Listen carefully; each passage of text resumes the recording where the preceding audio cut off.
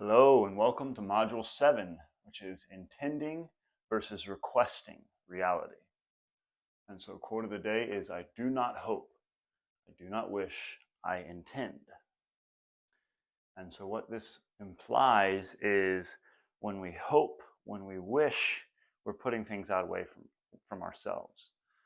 So, if I'm wishing for something to happen, chances are I believe that thing is outside of myself, outside of my reach. But when I intend, I just know. I know that it's going to happen. My intentions, what I set out on my life for, I do.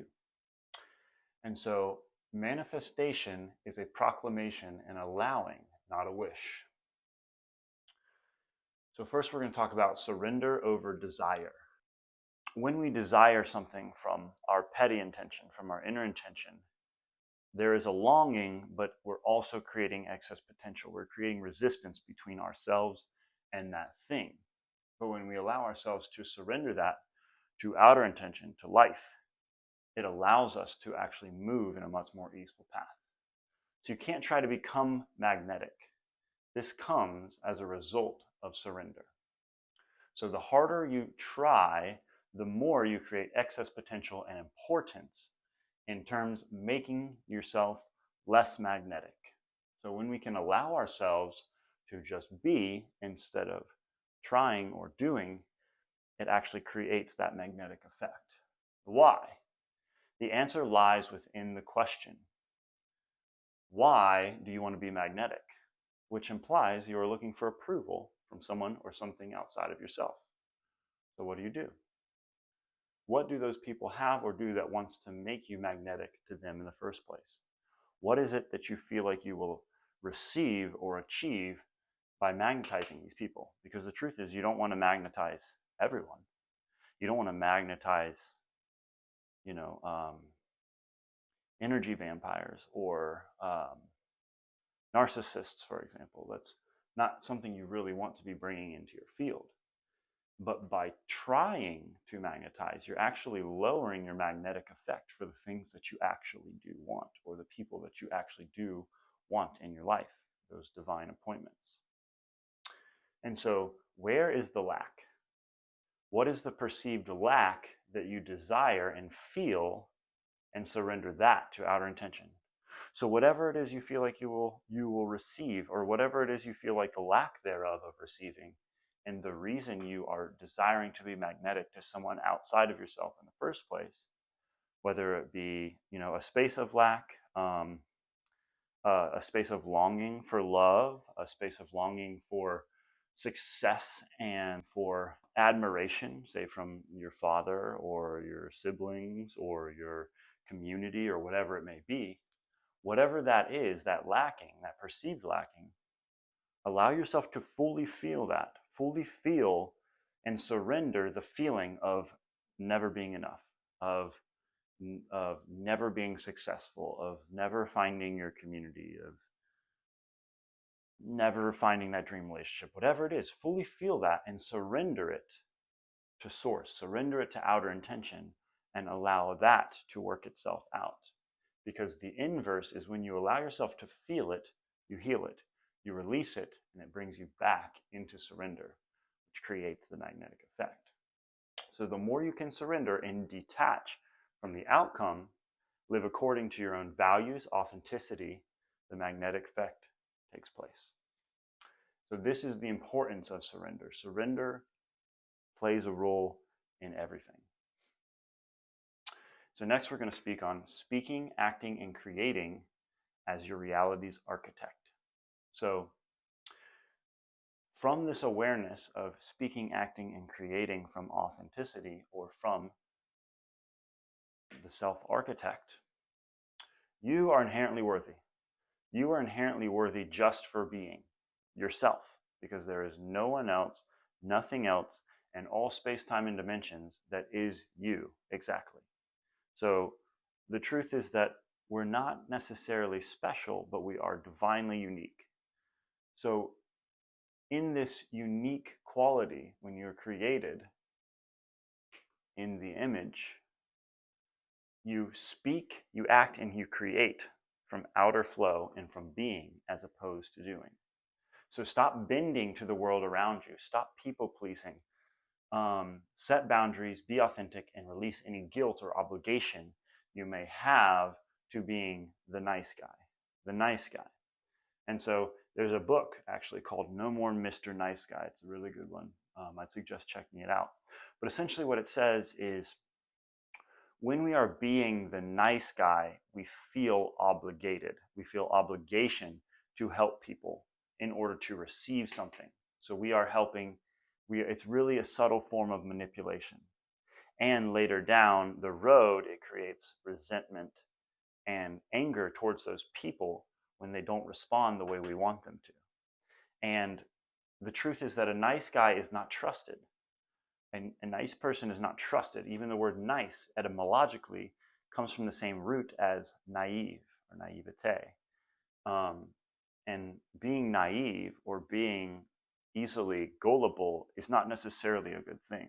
And so it's really like when you are the nice guy, you're actually tricking yourself. You're tricking yourself and you're fooling yourself into saying, well, I'm always doing these nice things for other people. Why don't they do, nice things for me? It's because it's actually a subtle form of manipulation. So no more Mr. Nice Guy. Release the obligation, release the guilt to do something nice for someone else, and just do good just because. Do good just because. No other reason. Just allowing that to unfold as it is. And paradoxically, simultaneously, this allows the space, and people want to show up for you. People want to help someone who helps others. Unadulterated, unattached. So a good quote for speaking, acting, and creating as your own archetype, as your own architect in your life is, in this moment, I am completely awake and aware of what I am doing and why I am doing it in this way. And what this does is it brings us into the awareness of what we're doing and why we're doing it. And it allows us to reflect on, are we doing things out of obligation or guilt or shame? Or are we doing things from a cup that overflows? And so the next one is trust calibration. So calibrating to trust, release, and give. And so give people what they want first, and by giving, they will fulfill your desires. And so with this awareness, you can use other people's inner intentions to fulfill your goals. Because what you're doing is you are fulfilling their inner intention, regardless of how aware they are of that or not. And so this is the paradoxical nature. But you must do so from a place of detachment and a place of trust, not a place of manipulation. And this is what becomes a win-win. Yes, it is a give and take. You are receiving because of this, but receiving is the byproduct. Receiving is not the end goal. It's not what we are attached to. We are process-oriented, and because we are moving from a place of authenticity, a place of joy, a place of abundance, it becomes a win-win. It creates reciprocity and synergy with the people you're working with or serving, being of service. So you don't ask, you intend. And another really good quote for the release and to give is, abandon the intention of receiving. Replace it with giving, and you will receive the very thing you gave up. And this is the paradoxical nature of life. Everything works in paradoxes. It's just like the choice. It's just like the choice to choose free will or freedom. When we have free will, we have the choice to surrender.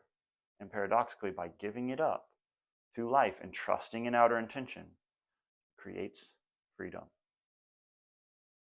So that's it for Module 7. We have these building blocks of action items that you can partake in. I definitely suggest reflecting on all of this stuff. So journaling about it, really feeling into where are your Achilles heels? Where are those places of lack that are causing you to try to manipulate or be a nice guy? Allow yourself to completely feel those, surrender those to outer intention, allow yourself to move from a place of process orientation and abundance so you can actually give and so you can be of service to people. Because the truth is that our purpose is not what we do, it is how we be. When we are just being ourselves and we are enjoying creation, and we are enjoying life, and we are embraced in catharsis and ecstasy of our experience, that's our purpose. Because our purpose is not what we do, it's how we feel and how we make others feel when we do what we do. So, yeah, that's it for today, and I'll see you in Module 8.